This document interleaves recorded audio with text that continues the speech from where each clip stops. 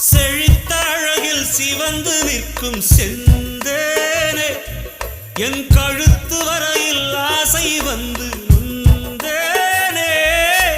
வெறித்த கண்ணால் கண்கள் விழுங்கும் பெண்மானே உன் கனத்த கூந்தலில் காட்டுக்குள்ளே காணாமல் நான் போனேனே இருதயத்தினுள்ளே ஓலை ஒன்று கோதிக்க எந்த மூடி போட்டு நான் என்னை மறைக்க